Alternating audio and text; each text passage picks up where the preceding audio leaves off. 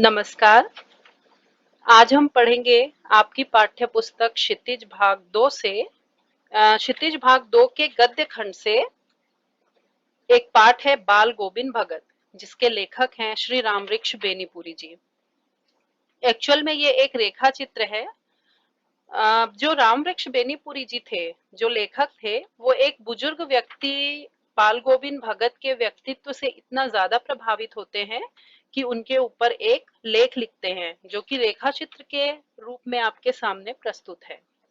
तो आइए अब हम ये पाठ शुरू करते हैं। बाल गोविंद भगत।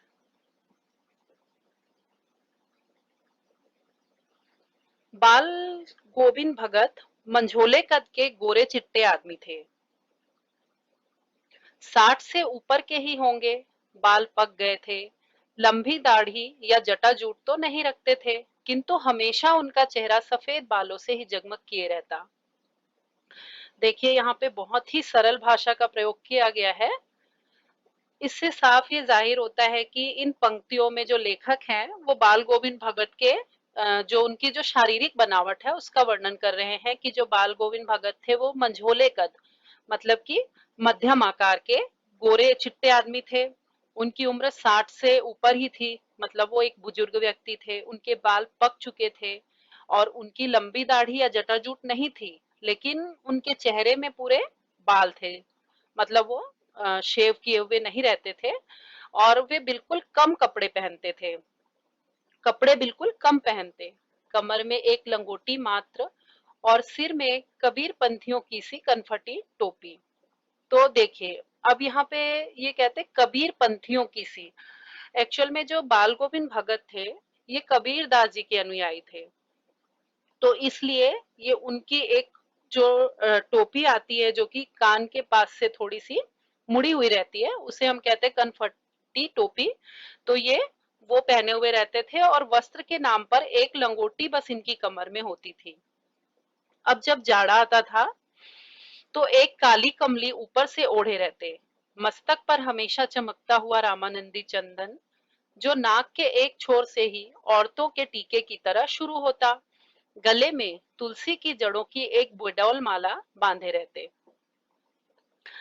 तो क्योंकि ये बहुत कम वस्त्र में रहते थे, तो अब जब ठंड का मौसम आता, जाड़ा आता, तो वो क्या करते, एक काली कमली, कमली का अर्थ होता है कंबल, एक काला कंबल वो ऊपर से ओढ़ लेते थे। और उनके मस्तक पर हमेशा जो चंदन है, वो चंदन लगा कर रखते थे। रामानंदी चंदन, ये चंदन की एक क्वालिटी है। तो वो जो नाक के एक छोर से, यानी कि एक लंबा चंदन का टीका वो लेडीजों की तरह लगाते थे। तो गले में तुलसी की जड़ों की एक बेडौल माला बांधे रहते। उनके गले में जो तुलसी का वृक्ष होता है, उसकी जो जड़ें होती हैं, उससे वो माला बनाकर पहनते थे, क्योंकि तुलसी को वो बहुत ज्यादा पवित्र मानते थे। ऊपर की तस्वीर से यह नहीं माना जाए कि बाल गोविंद भगत साधु थे। अब देखिए, इनका जो शारीरिक जो चित्रण किया गया है, उसको देखकर या सुनकर कोई भी ये सोचेगा कि वो एक साधु थे, पर ऐसा नहीं है। बाल गोविंद भगत साधु नहीं थे। नहीं, बिल्कुल गृहस्थ। वो एक गृहस्थ थे। तो गृहस्थ का मतलब हमें पता ही है, अर्थात उनकी शादी भी हुई थी, उनकी पत्नी, उनके बच्चे सब थे। पर इस पाठ में उनकी पत्नी का वर्णन नहीं है, उनकी मृत्यु हो चुकी है। इस पाठ में उनके बच्चे हैं, उनके साथ बच्चों में उनका एक बेटा और पुत्र वधू। तो उनकी गृहिणी की तो मुझे याद नहीं, उनके बेटे और पतोहू को तो मैंने देखा था। लेखक कहते हैं कि जो उनकी वाइफ थी उनको तो मैंने नहीं देखा था, हाँ उनके बेटे और पुत्र वधू को मैंने देखा था। पतोहू का अर्थ होता है पुत्र वधू। थोड़ी खेती बाड़ी भी थी। एक अच्छा साफ सुथरा मकान भी था। मतलब जो बाल गोविंद भगत थे, उनकी थोड़ी बहुत खेती बाड़ी थी और एक अच्छा साफ सुथरा मकान भी था। किंतु खेती बाड़ी करते, परिवार रखते भी बाल गोविंद भगत साधु थे। अब देखिए, जैसे कि कहा जाता है कि जो मनुष्य है, वो गृहस्थ धर्म का पालन करते हुए भी साधु की तरह जीवन व्यतीत कर सकता है। तो यही काम बाल गोविंद भगत करते थे। उनके पास खेती बाड़ी करने के लिए जमीन थी, उनका परिवार था, तो वो खेती बाड़ी करते थे। लेकिन अब वो कैसे साधुवाद का पालन करते थे ये देखिए। साधु की सब परिभाषाओं में खरे उतरने वाले, जैसे कि एक साधु के अंदर जो जो विशेषता होती है वो सब इनमें थी। कबीर को साहब मानते थे, अर्थात कबीर के अनुयायी थे। उन्हीं के गीतों को गाते, उन्हीं के आदेशों पर चलते, कभी झूठ नहीं बोलते, खरा व्यवहार रखते, किसी से भी दो टूक बात करने में संकोच नहीं करते। वो पूरी तरह से कबीरदास जी को फॉलो करते थे। जैसे कि कबीरदास जी के अपने आदर्श थे, ये उन्हीं आदर्शों पर चलते थे। ये हमेशा उनकी अच्छी बातों का अनुसरण करते थे। न खामखा किसी से झगड़ा मोल लेते, वो बेकार में किसी से लड़ते भी नहीं थे, किसी की चीज नहीं छूते, न बिना पूछे व्यवहार में लाते। इस नियम को कभी कभी इतनी बारीकी तक ले जाते कि लोगों को कौतूहल होता। कभी वह दूसरे के खेत में शौच के लिए भी नहीं बैठते थे। तो देखिए, वो क्योंकि कबीरदास जी के अनुयायी थे तो वो किसी दूसरे की चीज को प्रयोग करना उचित नहीं समझते थे। कभी वो बिना पूछे किसी की कोई चीज नहीं लेते थे, और अपने इस नियम को इतनी बारीकी तक ले जाते, अर्थात वो इतने दृढ़ होके इन नियमों को निभाते थे कि उसके लिए वो अपना ही नुकसान कर बैठते थे। तो लोगों को उनका ये व्यवहार देखकर बहुत आश्चर्य होता था। और वो जैसे अब क्या है, पहले तो खुले में ही सब शौच जाया करते थे, है ना। तो क्या है कि वो दूसरे के खेतों में शौच जाना भी पसंद नहीं करते थे। वो समझते थे कि ये खेत दूसरों का है, तो मैं वहां पर क्यों उसको इस काम के लिए प्रयोग करूं, ऐसा उनके मन में था। वह गृहस्थ थे, लेकिन उनकी सब चीज साहब की थी, जो कुछ खेत में पैदा होता। ये देखिए, इस लाइन का अर्थ समझिए कि वो गृहस्थ तो थे, उनका परिवार था, लेकिन वो जो कुछ अपने खेत में पैदा करते या जो कुछ चीज उनके पास थी, वो ये मानते थे कि ये सब उनके साहब, उनके साहब कौन थे, कबीरदास जी। तो ये सारी चीजें कबीरदास जी की है, वो ऐसा मानते थे। जो कुछ खेत में पैदा होता, सिर पर लाद कर पहले उसे साहब के दरबार में ले जाते। अर्थात वो खेत में काम करके जो भी उगाते थे, जो भी पाते थे, वो सब लेकर वो पहले कबीरदास जी का जो वहां पे एक दरबार बना हुआ था, मठ बना हुआ था, वहां लेकर जाते, जो उनके घर से 4 कोस दूर पर था। उनके घर से कुछ दूरी पर था वो मठ। तो सिर पर लाद कर पहले उसे साहब के दरबार में ले जाते, जो उनके घर से 4 कोस दूर पर था। एक कबीर पंथी मठ से मतलब वह दरबार में भेंट रूप रख लिया जाकर प्रसाद रूप में जो उन्हें मिलता उसे घर लाते और उसी से गुजर चलाते। तो यहाँ पर स्पष्ट है कि वो अपना सब कुछ वहां पर चढ़ा देते थे, और बदले में उनको प्रसाद के रूप में वहां पर से जो कुछ मिलता था उससे वो अपनी गुजर बसर करते थे। अर्थात वो किसी भी चीज पर अपना हक नहीं मानते थे।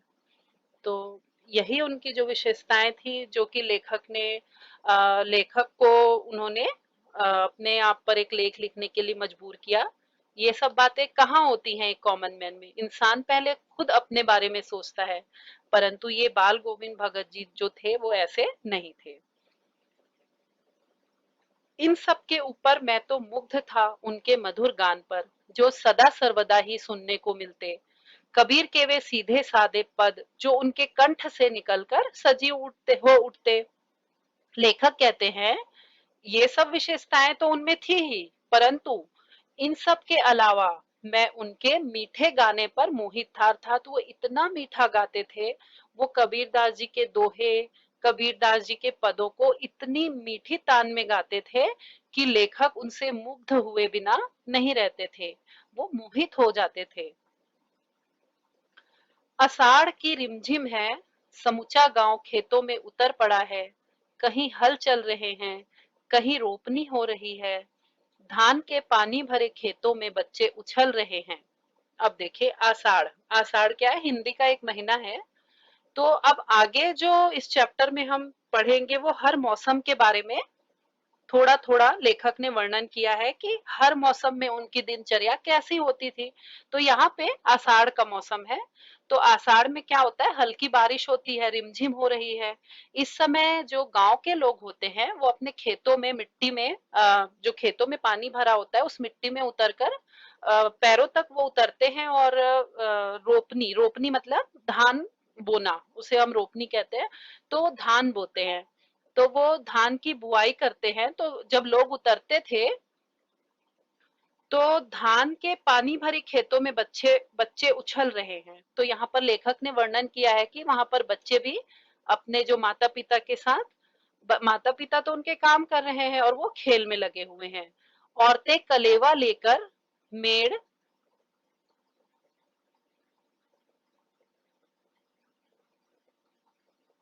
पर बैठी हैं। कलेवा, कलेवा का अर्थ होता है नाश्ता, जो सुबह के समय हम लेते हैं। तो जो औरतें हैं गांव की वो अपने जो उनके पति किसान हैं खेतों में काम कर रहे हैं उनके लिए वो नाश्ता लेकर मेड़ पर बैठी हुई है। और आसमान बादल से घिरा, धूप का नाम नहीं, चारों ओर बादल छाए हुए हैं क्योंकि आषाढ़ का मौसम है। ठंडी पुरवाई चल रही है। पुरवाई तो पुरवाई होता है हवा, लेकिन इसको यदि हम और ज्यादा समझें तो पुरवाई होती है पूर्व दिशा से चलने वाली हवाएं, उन्हें हम पुरवाई कहते हैं। तो ठंडी पुरवाई चल रही है। ऐसे ही समय में आपके कानों में एक स्वर तरंग झंकार सी कर उठी। यह क्या है, यह कौन है, यह पूछना न पड़ेगा। बाल गोविंद भगत समूचा शरीर कीचड़ में लिथड़े अपने खेत में रोपनी कर रहे हैं। तभी लेखक के कानों में एक बहुत मीठी धुन या मीठा राग सुनाई देता है। लेखक समझ जाते हैं इतना मीठा कौन गाता है, बाल गोविंद भगत। तो बाल गोविंद भगत जी जो है वो कबीरदास जी के पद गाते हुए इतने ज्यादा मतलब मग्न हो जाते हैं कि वो पैरों से नहीं बल्कि अपने पूरे शरीर को कीचड़ में लिपटा लेते हैं। उनका पूरा समूचा शरीर कीचड़ में लिपटा हुआ है और वो अपने खेत में काम करते हुए धान की बुआई कर रहे हैं, रोपनी कर रहे हैं। उनकी अंगुली एक एक धान के पौधे को पंक्तिबद्ध खेत में बैठा रही है। जब हम, आपने देखा होगा कि जब भी हम म्यूजिक चलाकर या म्यूजिक सुनते हुए जब कोई काम करते हैं तो वो काम हम बहुत ही सुंदर तरीके से एक लयबद्ध क्रमबद्ध तरीके से करते हैं क्योंकि हम उस संगीत में खो जाते हैं। ठीक उसी प्रकार यहाँ पर बाल गोविंद भगत जो है कबीरदास जी के पद गाते हुए जो धान की बुआई कर रहे हैं वो बहुत ही सुंदर तरीके से एक एक पौधे को पंक्तिबद्ध बिठा रहे हैं, अर्थात संगीत के साथ बुआई कर रहे हैं। उनका कंठ एक एक शब्द को संगीत के जीने पर चढ़ाकर, जीने मतलब सीढ़ियां, संगीत के जीने पर चढ़ाकर कुछ को ऊपर स्वर्ग की ओर भेज रहा है और कुछ को इस मिट्टी की, इस पृथ्वी की मिट्टी पर खड़े लोगों के कानों की ओर। तो ये लेखक की परिकल्पना है कि जब वो गा रहे हैं, कौन, बाल गोविंद भगत जी, जब वो गा रहे हैं तो जो उनके शब्द है, जो उनका संगीत है वो ऊपर भगवान की तरफ भी पहुंच रहा है और नीचे धरती में जो लोग खड़े हैं उनके कानों में भी पहुंच रहा है। वो इतना मधुर मीठा गा रहे हैं। बच्चे झूमते हुए, बच्चे खेलते हुए झूम उठते हैं और उनके गाने से मेड़ पर खड़ी औरतों के होंठ कांप उठते हैं। वे गुनगुनाने लगती हैं। ऐसा होता है हमारे साथ कि जब कोई बहुत मीठा गाना चलता है तो हम उसे गुनगुनाने लगते हैं, हम अपने आप को रोक नहीं पाते। तो ऐसा ही वहां पर खड़ी औरतों के साथ होता है। हलवाहों के पैर ताल से उठने लगते हैं। अब यहाँ पे हलवाहा मीन्स है हल चलाने वाले। तो वो अपना हल चला रहे हैं पर इनके गानों की जो ताल होती है वो सुन के उनके पैर भी थिरकने लगते हैं। रोपनी करने वालों की अंगुलियां एक अजीब क्रम से चलने लगती हैं, अर्थात वो धान की बुआई करते हुए अपनी उंगलियों से संगीत का आनंद ले रहे हैं। तो ये है बाल गोविंद भगत के संगीत का जादू जो कि लेखक को बहुत ज्यादा मंत्रमुग्ध करता है। तो अब है भादो की वह अंधेरी अधरतिया। भादो, अभी हम पढ़ रहे थे आषाढ़ के बारे में, अब कौन सा मौसम आ गया, भादो। तो भादों की जो रातें होती हैं वो बहुत ज्यादा अंधेरी होती हैं, और अधरतिया का मतलब है आधी रात। तो ये भादों में आधी रात का वर्णन है। अभी थोड़ी ही देर पहले मूसलाधार वर्षा खत्म हुई है। बादलों की गरज, बिजली की तड़प में आपने कुछ नहीं सुना हो, किंतु अब झिल्ली की झंकार या दादुरों की टरटर बाल गोविंद भगत के संगीत को अपने कोलाहल में डुबो नहीं सकती। तो अब लेखक का यहाँ पर वर्णन देखिए। लेखक वर्णन कर रहे हैं कि अभी बहुत तेज बारिश होकर खत्म हुई है, अर्थात अभी कुछ समय पहले यहाँ पर बहुत तेज मूसलाधार वर्षा हो रही थी। तो लेखक कह रहे हैं कि उस समय भी बाल गोविंद भगत है वो गाना गा रहे थे अपना, लेकिन हो सकता है कि बादलों की गरज और जो तेज बिजली चमक रही थी उसमें आपने उनके गानों की आवाज को नहीं सुना हो। अब क्या होता है, जब बारिश खत्म हो जाती है तो आप देखते होंगे कि रात के समय एक दो प्रकार की अजीब सी आवाजें आपको सुनाई देती हैं। तो ये जो झिल्ली की झनकार, एक झंकृत करने वाली आवाज आती है रात में, तो उसे यहाँ पर लेखक ने झिल्ली की झनकार, झिल्ली जो है एक प्रकार का कीड़ा है, या दादुरों की टरटर। अब दादुरों की टरटर, एक टरटराहट की भी आवाज होती है रात में, तो उन कीड़ों को दादुर कहा गया है। तो लेखक कहते हैं कि अब इन जब बारिश खत्म हुई है तो झिल्ली की झनकार सुनाई दे रही है और इन दादुरों की टटर सुनाई दे रही है। तो ये आवाजें जो है बाल गोविंद भगत के संगीत को रोक नहीं पा रही हैं। उनका संगीत इन आवाजों को दबा रहा है और कानों में मीठा रस घोल रहा है। उनकी खंजड़ी डिमक डिमक बज रही है और वे गा रहे हैं। अब खंजड़ी देखिए, खंजड़ी क्या है, जैसे एक होती है डपली। तो डपली तो गोल होती है जिसमें जो गोल गोल लगे होते हैं वाद्य यंत्र, और खंजड़ी थोड़ी सी लंबी होती है और उसमें गोल गोल जो है वो वाद्य यंत्र लगे होते हैं जो कि बजाने से बजते हैं, वो आपने देखे भी होंगे। तो वो हमेशा जब भी गाते थे तो वो खंजड़ी बजा बजा कर गाते थे। तो यहाँ पर भी उनकी खंजड़ी बज रही है। कैसी आवाज आ रही है उसमें से? डिमक डिमक आवाज आ रही है। अब वो क्या गा रहे हैं? गोदी में पियवा चमक उठे सखिया चिहुक उठे ना। मतलब वहां का कोई लोकल संगीत है जिसे वो गा रहे हैं। इसका भी अर्थ देख लीजिए। हाँ, पिया तो गोद में ही है किंतु वह समझती है, वह अकेली है। चमक उठती है, चिहुक उठती है। उसी भरे बादलों वाले भादों की आधी रात में उनका यह गाना अंधेरे में अकस्मात क्रोध उठने वाली बिजली की तरह किसे न चौंका देता। मतलब ये वहां का एक कोई फोक संगीत या लोकल सॉन्ग है जिसे वो गा रहे हैं कि मतलब कोई जो नायिका है उसका जो प्रेमी है वो उसके पास ही है, लेकिन वो सोचती है कि मैं अकेली हूँ और इसलिए वो डर जाती है। तो इस प्रकार का कुछ वो गा रहे हैं। तो उसी भरे बादलों वाले भादों की आधी रात में उनका यह गाना अंधेरे में अकस्मात क्रोध उठने वाली बिजली की तरह किसे न चौंका देता। अब इतनी रात को कोई इतना मीठा गाना गाएगा तो कौन नहीं चौंकेगा, लेखक कहते हैं। जैसे कि भरी आधी रात के समय जब सब नींद में होते हैं और तेज बिजली चमकती है तो लोग चौंक उठते हैं। ठीक उसी प्रकार जब आधी रात को गोविंद भगत जी का मीठा गाना सुनाई देता है तो सब चौंक उठते हैं। अरे अब सारा संसार निस्तब्धता में सोया है, बाल गोविंद भगत का संगीत जाग रहा है, जगा रहा है।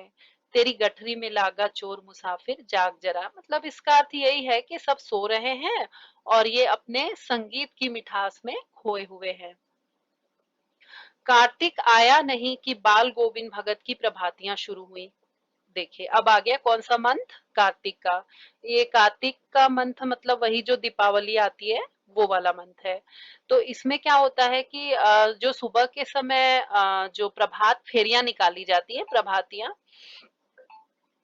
तो वो शुरू हो जाती है। तो उसमें भी बाल गोविंद भगत जी शामिल होते हैं। और ये कब तक चलता है? फागुन तक चलता है, अर्थात सुबह सुबह जब वो जाग जाते हैं। इन दिनों वह सवेरे ही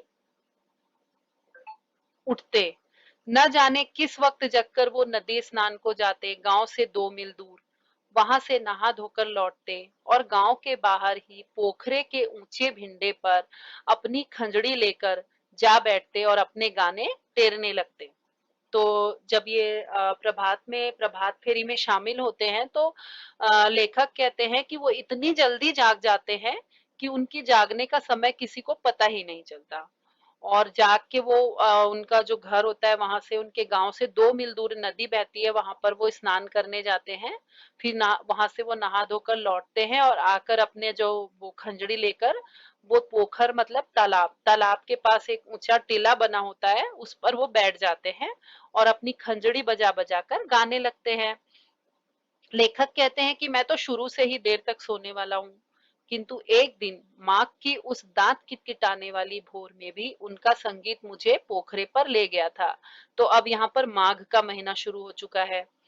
तो लेखक कहते हैं कि उस समय बहुत ज्यादा ठंड होती है, इतनी ठंड होती है कि किसी का भी बिस्तर से उठने का मन नहीं करता। लेकिन जो बाल गोविंद भगत जी का संगीत इतना मीठा होता है, अपनी ओर खींचने वाला होता है कि लेखक रात को देर से सोकर भी सुबह भोर में उठकर पोखरे तक पहुंच जाते हैं। अभी आसमान के तारों के दीपक बुझे नहीं थे, अर्थात अभी इतनी सुबह थी कि अंधेरा छटा नहीं था, तारे अभी भी दिखाई दे रहे थे। हाँ, पूरब में लोही लग गई थी। अब यहाँ पे लोही का अर्थ होता है लालिमा, लालिमा छा जाना। तो पूर्व दिशा में लालिमा क्यों छा गई होगी? क्योंकि सूरज निकल रहा था, जिसकी लालिमा को शुक्र तारा और बढ़ा रहा था। अच्छा, एक और तो सूरज निकल रहा था, दूसरी तरफ वहां पर रात वाले तारे भी मौजूद थे, क्योंकि पूरी तरह से सुबह तो हुई नहीं थी। तो जो ये शुक्र तारा है उस लालिमा को और बढ़ा रहा था। खेत बगीचा घर सब कुछ, सब पर कुहासा छा रहा था। कुहासा का अर्थ होता है कोहरा। तो क्योंकि ठंड का दिन था तो सारी चीजें कोहरे में डूबी हुई लग रही थी। सारा वातावरण अजीब रहस्य से आवृत मालूम पड़ता था। आवृत का अर्थ होता है ढका हुआ। इन सब वर्णनों के माध्यम से पता चलता है कि पूरा का पूरा वातावरण कोई अजीब जो रहस्य या सस्पेंस से ढका हुआ हो, मतलब एक अजीब सा रहस्य था चारों ओर।